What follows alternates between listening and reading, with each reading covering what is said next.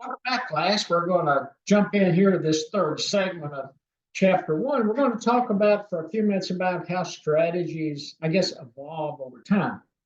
And they start out talking about, and I guess the heading on this particular section in the text is intended, emergent, and realized strategies. And one of the first concepts that they pitch is if environment is stable and predictable, strategic planning can drive a company to gain and maintain success. And that makes sense. Of course, the key part is if an environment is stable and predictable. Unfortunately, most environments, most, I guess, market environments at least, don't necessarily remain stable and predictable. So that's why there is such a challenge when it comes to strategic planning, not only for those that develop the strategic plan, but those who implement the strategic plan, and then also those who have to manage that strategic plan from an operational, or they have to execute that strategic plan and maintain it going forward. Change affects the strategies of most organizations, which that's a true statement. Change is imminent. You just know, and it doesn't matter what organization you're working for, there's going to be change. Change in the market, change in the industry, change in the global aspect. You're going to constantly be faced with change. And then deliberate and non-realized strategies.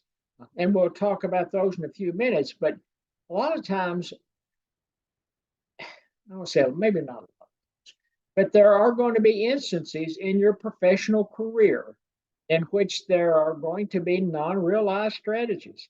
You develop strategies, there's a shock to the market, and you'll find yourself eliminating that portion of your strategy and moving to another plane or another level of a different strategy. And then they define the three types of strategies. Intended strategy, pursue initial business plan strategy. So that's what you're intended. That's your initial business plan, initial strategic management model or business model. That's the one that you intend to follow. And then emergent, unexpected opportunities arise. Maybe it should say unexpected threats and opportunities arise, but they do arise as there's shocks to the market economy in which you're trying to function within. And then realize intended emergence strategies tend to merge to transform strategies into the final working model. And I have seen that happen at every stop of the way in my professional career. You will start out with an intended strategy. There'll be a shock to the market. There will be an emergent strategy pop out. And it's that combination of those two that ends up being what is realized at the end of the day. As an example, when I first developed the payment integrity team at Blue Cross Blue Shield in Buffalo, we started, and I had to build a lot of it with human capital, improving and maximizing human capital of the staff because the talent pool was pretty shallow in Buffalo. And not only was the talent pool pretty shallow, but there was a lot of competition for healthcare resources in Buffalo because it was extremely difficult to recruit anybody to come to Buffalo to live. Let's face it. I talked to my former secretary today, and they postponed the Bills and the Steelers playoff game from tomorrow afternoon to Monday afternoon because she said they could get anywhere from 3 to 5 feet of snow a Sunday night. And I can't remember, it was like 2015, 2016, maybe. I can't remember the exact date. The areas in Buffalo got as many as 8 feet of snow. So trying to recruit individuals into that Buffalo market, it was really difficult. Beautiful spring, beautiful summers, but man, from about, 1st of December to the end of April, things get pretty rugged in Buffalo. So you ended up trying to maximize the human capital of your individual teams. And because of that, we started training, we started working with the teams, we built a payment integrity team and actually got fairly efficient at that um, building that payment integrity team to the point that it actually became a resource generating center for the healthcare company, simply because we could outsource some of the work we were doing to other health plans, and we could do it much more efficiently and much more cost effective than they could. So sometimes your intended strategy starts one thing. There's a shock to the system. That shock to the system was trying to just locate individuals uh, that could work in the particular area that I was looking for, and that turned into uh, somewhat of an unintended uh, strategy in which we were farming out some of those services to the health plans. And then the intended strategy is the plan that an organization hopes to execute. It is the detailed strategic plan. The strategic plan for a new venture could be the business plan for a new venture. But that is the intended strategic plan is going to be the more detailed plan, and it's going to be the one that you work in the fall to put together, that you implement, that you go forward.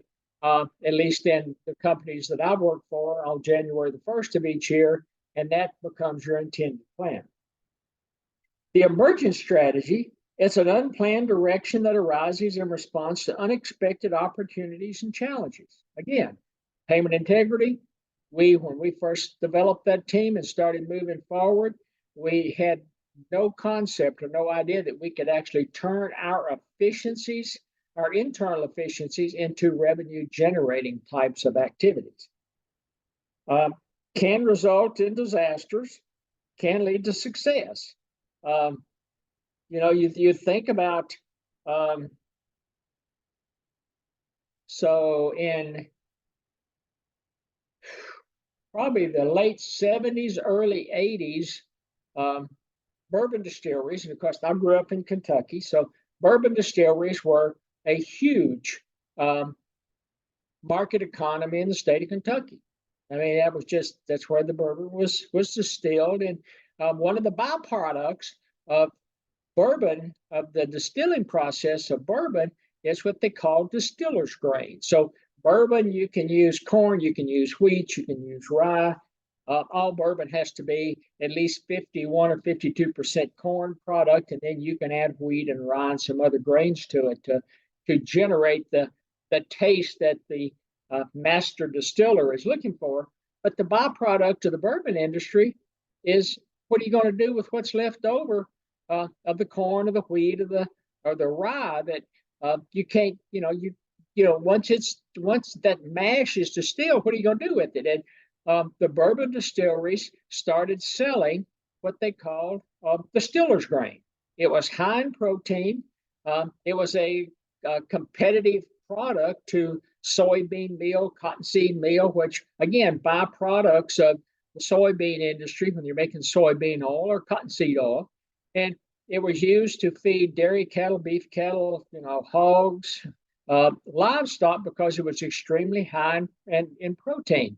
And so it becomes an emergent strategy for the brewers. They had a side business set up that they would, from the bourbon distilling process, they would take and I grew up on a dairy farm, and we bought a lot of distiller's grain. Bought it from Wild Turkey, bought it from Buffalo Trace. We just shopped around and we found the cheapest cost per ton of that distiller's grain, and they would deliver it to you. So, kind of an emergent. Their intended strategy was to generate and produce bourbon, and kind of an emergent piece of that intended strategy was they found a outlet, and a very lucrative outlet, for the byproducts of the bourbon industry. And you also, again, I talked about, making cottonseed oil and soybean oil. One of the byproducts is soybean meal and cottonseed meal. And again, the emergent process, and they can sell it to farmers as a protein supplement for cattle. And then you have a realized strategy. It's the plan of action that an organization usually follows. It's a product of the intended strategy.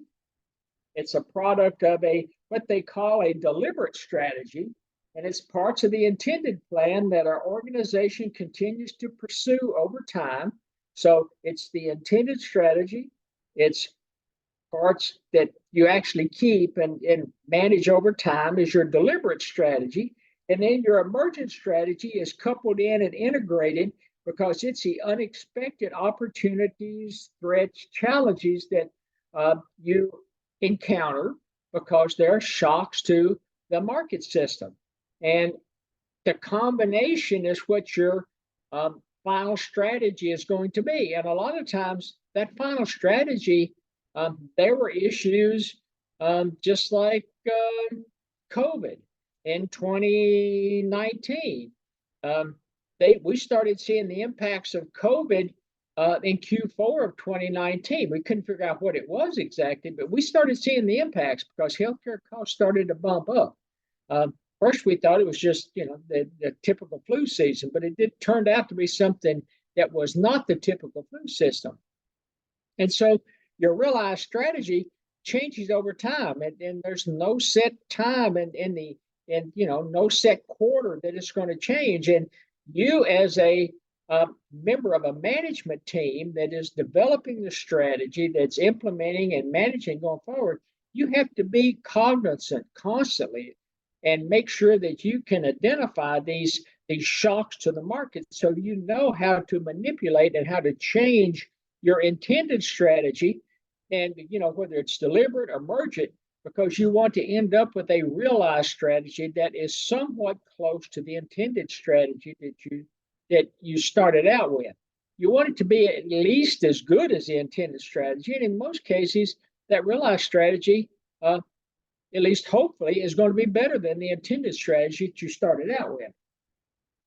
And then they talk about the non-realized strategy. So you've got your intended strategy, and you can break it into two pieces: the deliberate strategy and the non-realized strategy. Deliberate strategy, again, we talked about, it's the piece that follows you to the end of the time period.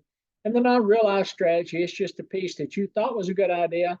Maybe there was a shock to the market. Maybe it was a potential idea that you just included into your strategic plan, and you realized in Q2 or Q3 that it just wasn't going to generate the return on investment or the financial metric you were looking for, and you just eliminated it and it becomes just a non-realized strategy, at least for that time period. I found over the years, don't ever throw those non-realized strategy pieces away, because business cycles come back. It's kind of like I've heard it compared to the fashion industry. Styles keep coming back in. They keep recycling.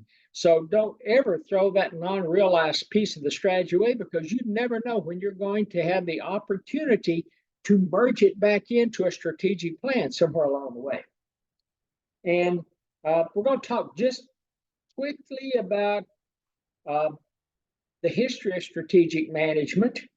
And one of the quotes they've got in the text is, "Those who cannot remember the past are condemned to repeat it." And that's attributed to George Santayana. And if you remember from some of your leadership classes, they get into leadership and they talk about the leadership differential, or the leadership deviation between Western management strategies and Eastern management strategies. Eastern management strategies, when I'm talking Eastern, I'm talking about, as much as anything, the Pacific Rim. And the Pacific Rim focuses a lot on history because you don't want to repeat the mistakes in the past. So a lot of your Eastern cultures, when they're developing strategic management plans, they incorporate a lot of historical concepts and a lot of history into their plans. Western management, they're kind of like those European drivers that, when they jump in the sports car and take off, it's like they tear their rearview mirror off and say, nobody cares about what's behind you. You only care about what's in front of you. I did the same thing when I got out of graduate school at Ohio State. I tore my rearview mirror off and said I never wanted to ever see Columbus again, because going to graduate school is so stressful, and you spent 4 years in poverty as a graduate student, and it was an experience you didn't particularly want to have to relive again. But it's and I can't even remember the song.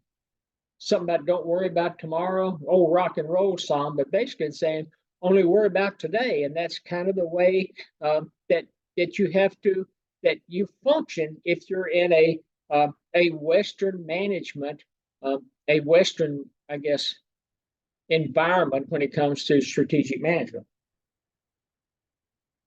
The earliest discussion of strategy, it was they tried, economists, and I don't know as I typically believe, necessarily believe this, but one of the earliest discussions of strategy was Moses and when he was fleeing from Egypt. So, and I guess he did have to have a fairly significant strategic plan to make that move work. And delegation may be the recipe for success. Uh, and it used to be, and I'll give you a quote. It says, "To win without fighting is best." Sun Tzu, Art of War, and you're talking about unique brand differentiation drives profit. So the Art of War used to be, I don't know whether it still is or not, but at one time when I was in graduate school, it was required reading. If you were in an MBA program somewhere, or if you were in finance and economics program working toward a PhD or even a master's, the Art of War was just, and it's, if you've never read it, it's not a bad read, and it gives you some ideas on what you can use, and they have kind of transcended time, and from century to century, and it's I would suggest everybody read the Art of War, especially if you're going into business. And then I talked earlier about the Trojan horse, and it's a ploy tactic. And then King Arthur talked about the round table, and he had a round table in theory because no voice was more important than another, and that was his approach to strategic management. And then, of course, King Arthur's mission, supposedly, if there was a King Arthur, was finding the Holy Grail. And at that point, we're going to stop. Let's see, we've got a few more concepts to go through, but we're going to stop here, and we'll come back in a few minutes and take care of the last portion.